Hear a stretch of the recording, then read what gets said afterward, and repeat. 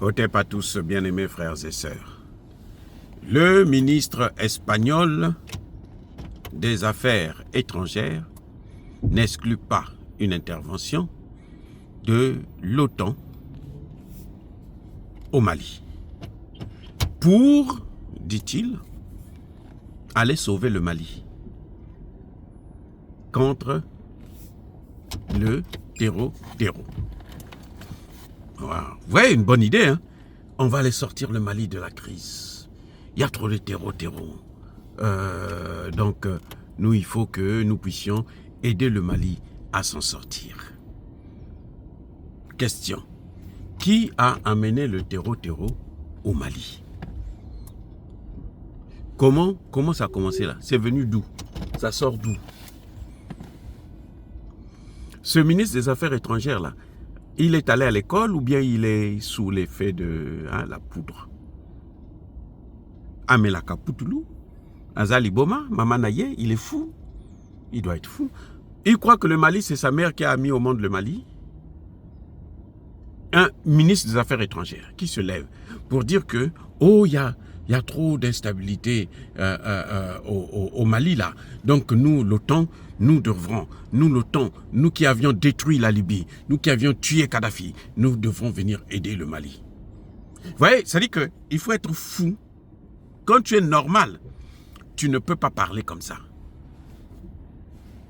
Et ils organisent une réunion de l'OTAN juste pour aller penser comment il faut faire. On va attaquer le Mali là. On va attaquer le Burkina, le Niger. On va attaquer l'Afrique.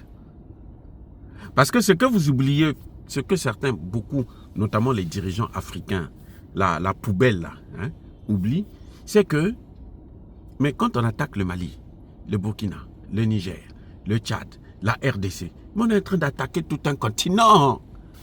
Mais comment expliquer ça à ces dirigeants qui n'ont, c'est-à-dire que c'est comme si ils ne pensaient pas avec leur tête, mais ils pensaient avec, vous savez, oui, ils pensaient par le bas. Non, mais la tête est faite pour réfléchir. Ces gens-là ne réfléchissent pas. C'est des imbéciles ou quoi? Il y a un problème avec eux. Réunion de l'OTAN. Les pays de l'OTAN. Un pays de l'OTAN peut se lever pour dire haut et fort que nous, on va venir aider le Mali parce qu'il y a l'instabilité. Parce qu'il y a le terrorisme. Mais qui a mené le terrorisme là-bas? Quand le Mali demande seulement au Conseil de sécurité, bon, écoutez, nous, on va vous donner les preuves que la France alimente, la France finance, la France informe, que l'Ukraine fait la même chose actuellement au Sahel. Vous avez vu l'ONU dire un mot? Cette institution intercriminelle, il y a un problème avec les Occidentaux là. Moi, je ne sais pas si ce sont vraiment des êtres humains ou bien ils ont quelque chose d'autre. Parce qu'ils ne peuvent pas, c'est-à-dire qu'un pays de l'OTAN ne peut pas avoir l'audace de sortir de telles paroles. Un pays de l'OTAN, que ce soit un pays asiatique, ok, que ce soit la Russie, la Chine, la Corée du Nord, ainsi de suite. Mais les pays de l'OTAN, là, les pays du G7, là, mais il y a un problème avec eux.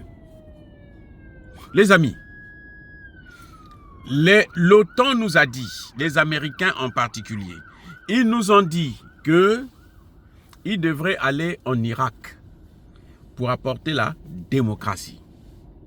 Parce que l'Irak avait développé des armes de destruction massive. Ils sont allés en Irak, la finalité. Ils ont tué 1 million d'Irakiens, parmi lesquels 500 000 enfants et femmes. Eh oui. Ils ont assassiné le président irakien, Saddam Hussein. Et ils ont commencé à piller le pétrole irakien jusqu'à aujourd'hui. Au moment où je vous parle, il y a des bases militaires otaniennes et notamment américaines qui pillent systématiquement le pétrole.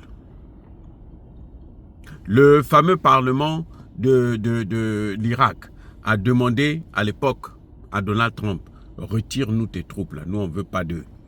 On ne veut pas de ton armée ici. Donald Trump dit non, je ne retire pas mes troupes, ils doivent rester ici. Parce que nous devons continuer à piller le pétrole. Ça c'est un. J'ajoute, on va aller plus loin. Le même Saddam Hussein là, il l'avait utilisé pour faire la guerre, leur guerre contre l'Iran. Ils ont quitté l'Irak après avoir terminé le boulot, après avoir conquis l'Irak, après avoir dominé l'Irak. Ils sont allés en Afghanistan. Là encore, le même, comment on appelle ça là, le même verbiage inutile. Nous allons apporter la démocratie en Afghanistan. Nous allons sauver les femmes en Afghanistan. 20 ans plus tard, il n'y a toujours pas de démocratie en Afghanistan. Ils étaient obligés de fuir l'Afghanistan qu'ils avaient dévasté après avoir tué autant de personnes.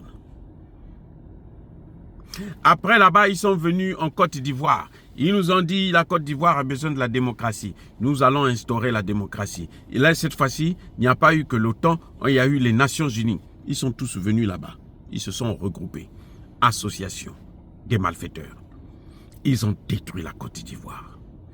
On a pris Gbagbo, on l'a mené à La Haye pour laisser de l'espace à Ouattara et ils se sont rendus compte que ce serait honteux de dire que Gbagbo est le criminel, le génocidaire, alors que les vrais criminels sont encore au pouvoir. Ils ont laissé, ils ont abandonné le procès. Au moment où je vous parle, ils ont fui la Côte d'Ivoire et disent non, nous on ne peut plus continuer à travailler en Côte d'Ivoire et tout, parce qu'ils ne veulent pas traduire l'auteur de ces crimes devant la Cour pénale internationale. Guillaume Soro se promène là, au Niger. Il était en France, il s'est baladé tranquillement, personne ne l'a touché. Ils sont allés par la suite en Libye avec le même narratif. Nous apportons la démocratie en Libye. La Libye, là, c'était le pays qui avait le plus haut taux. C'est-à-dire que où les populations étaient mieux dans ce monde-là. Les Libyens vivaient mieux que les Américains ici aux États-Unis. Je vis aux États-Unis, je peux vous dire. Quand un Libyen se mariait, il avait de l'argent que le gouvernement lui donnait, près de 5 000. Il avait une maison qu'on mettait à sa disposition. Il voulait faire les affaires, on lui donne un fonds de commerce. Il veut faire l'agriculture, on lui donne la terre, on lui donne tout. Un Libyen ne mourrait pas de faim.